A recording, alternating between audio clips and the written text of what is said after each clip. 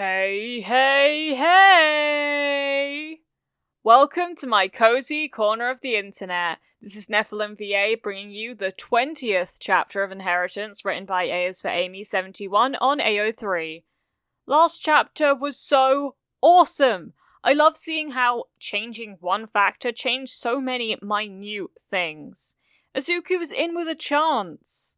Hopefully he is able to still make friends despite the fact in this universe he is very paranoid. With good reason. But first to Recovery Girl we go, after the trigger warnings. This fanfiction is for mature audiences with canon-typical violence and a trigger warning for major character death. If that isn't your style, then I recommend Shades of Green, which is written by Maybe It's Friendly on AO3. It can be found on my channel! Canon Divergence is the name of the game and indulges the what-ifs of Midoriya Izuku having a quirk. With that being said, the chapter summary is as followed. Izuku discusses his first day of school with Sir. Now I implore you to sit back and relax whilst I read to you.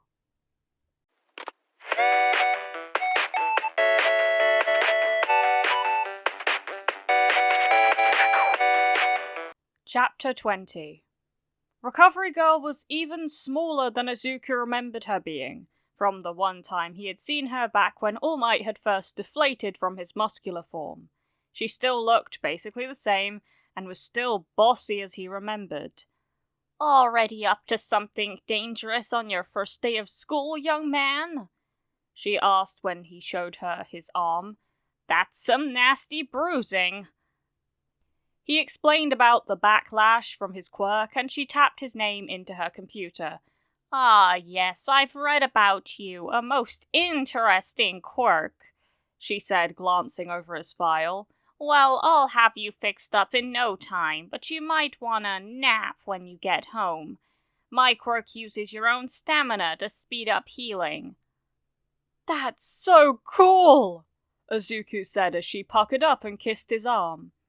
He felt an instant drain on his energy, but not so much that he felt like he would fall asleep right away. The bruises faded away to nothing like magic, and the soreness did the same. She gave him some candy from a Kamui Woods PEZ dispenser and shooed him out of the clinic as an older student came in with a large lump on their head. Izuku crunched on the grape-flavored sweets as he headed back to get changed. He couldn't figure out the tie again, and just let it do what it wanted. Thankfully, the classroom was nearly empty when he got there, and he gathered everything he needed while Ida sat at his desk, looking over the syllabus. "See you tomorrow, Ida," Izuku said as he shouldered his bag. "Ah, Midoriya, I was actually waiting for you," Ida said, getting to his feet and grabbing his own bag. "I was concerned when you needed medical attention." They fell into step together as they made their way out of the school. "Oh, it was no big deal. Just some bruising. That happens sometimes when I use my strength quirk a little too energetically," Izuku assured him, waving away the concern. "Recovery Girl fixed it right up. She's amazing." "I've noticed you speak as though you have multiple quirks," Ida said unsubtly. Izuku nodded, knowing that he couldn't avoid this topic forever. "Yes. I have 13 quirks," he said easily, waiting for a reaction. Ida stopped walking and blinked, then chuckled. "You're a joker, I see. Very humorous." Izuku smiled. "No, I'm being serious." "Hey, you guys!" Both boys turned to see Uraraka hurtling towards them with a cheerful smile on her face. "Are you guys going to the station? We could walk together." "Ah, Infinity Girl," Ida said. Infinity Girl would be an awesome hero name, but Izuku wasn't sure if Ida was teasing or if he'd forgotten the girl's real name. "It's Uraraka," she said, probably wondering the same. "And you're Ida, and you're Deku." Izuku didn't know whether to laugh or cry. "It's Midoriya, actually. Midoriya Izuku." "But that loud, angry guy called you Deku," she said, sounding confused. Yeah, we've known each other since preschool. He calls me that to insult me, Izuku confessed. He doesn't like me much. Or at all. I'm so sorry, I just assumed. I think Deku gives off a kind of, I can do it kind of vibe. I think you're thinking of Dekiru. But don't worry about it, Izuku assured her. It lost the power to hurt me a long time ago. Now it's just a petty way for him to pick on me. He does seem rather short-tempered, Ida said, giving it consideration. But back to what we were talking about. Were you really not joking? Uraraka joined them as they began to walk toward the gate. No, I really do have 13 quirks, Izuku said ruefully. My original quirk is called Inheritance, and if someone dies while in close proximity to me, I kind of absorb their quirk. Ida stopped in his tracks, his mouth working but no sound coming out as he processed and rejected several replies to that. Uraraka stopped too, her eyes wide. Oh my gosh, how sad! You've seen that many people die? She sounded very concerned about Izuku as she said this. No, Izuku said. That's only happened twice, and I don't really remember either one. It's a long story, but let's just say I can't be around hospitals for obvious reasons. You say only twice like it's no big deal, Uraraka pointed out. Ida straightened his glasses and made a chopping motion with his flat hand. Ah, I see. That could be quite disastrous, couldn't it? And more than a little unsettling. Inwardly, Izuku sighed with relief that they weren't completely repulsed by his quirk. More than a little for sure. So what are they? Uraraka asked curiously. I mean, you've obviously got the levitation one. I thought at first that we had the same quirk, but we don't. There's the enhanced strength one too, Ida added, thinking back to the quirk tests earlier. Do you have a speed one as well, or is that a benefit of the strength one? Izuku was about to reply when they got to the gate and he spotted Sir standing on the sidewalk in front of his car, which was parked with the hazard lights flashing. Oh, I forgot, I'm not supposed to take the train, Izuku said as much to himself as anyone. Is that your dad? Uraraka asked. Oh, no, he's my quirk trainer, Izuku said. Sort of. I have to go now, but I'll see you both tomorrow, okay? I look forward to learning more about your quirks, Ida said, giving a stiff bow. It was nice to have made your acquaintance. Bye, Midoriya. See you tomorrow, Uraraka said cheerfully. Izuku waved to them both as he approached Sir. Sorry, I got so caught up in everything that I forgot to ask how I was supposed to get home. I'll be driving you today, Sir said easily, opening the passenger door, then rounding the hood to get behind the wheel. Izuku quickly slid in and shut the door, fastening his seatbelt as the car pulled into traffic. So, what did you learn today? Sir asked him as he navigated the busy roads. Apparently not enough since I have to go back tomorrow, Izuku told him promptly. Sir rolled his eyes at that one. It seems like you've made the beginnings of some friendships, he asked. Maybe, Izuku said cautiously. They seem nice and there are some really interesting quirks in my class. Any downsides? Well, the biggest one is that Kachan is in my class, Izuku said. That's the boy who's been a thorn in your side since you were small, Sir observed. I'm somewhat surprised to hear he made it into the hero course. You and me both, Izuku said with feeling. But he does have an amazing quirk and probably amazing control over it. Sir murmured non-committally. Is that the only downside so far? I'm not really sure about my teacher, he confessed. He seems kinda... His name? Sir asked. Aizawa? Ah. Sir's voice held an understanding and amusement, and there was a suggestion of a smile on his lips. I can see why you have some reservations, but he is an excellent hero. He mostly works at night, out of the spotlight. He's one of the best sources of information of what goes on in the underworld. Izuku wasn't surprised that Sir had heard of him. He seems to know everyone in the hero world. His quirk seems to be erasing other people's quirks, Izuku said. I was thinking it should be called None for All. That actually earned a snort from Sir, which made Izuku crack up. As much as Sir loved humour, it was rather difficult to get a good reaction out of him. He told you about his quirk? Sir asked once Izuku had settled down. Showed us, Izuku said. Karchan lost his temper when I beat his score in the softball throw during our quirk evaluation, and he tried to start a fight. Aizawa used this cool capture scarf to grab him, and then turned off his quirk so he couldn't set off explosions. And this boy wasn't expelled? Sir asked, sounding surprised, or as surprised as he was capable of sounding. No, but Aizawa scared everyone at the beginning by saying he was going to expel the kid that scored the lowest on today's test. But then he said it was a logical deception to make us do our best. Interesting. I believe that last year he actually did expel an entire first-year class. Sir told him seriously.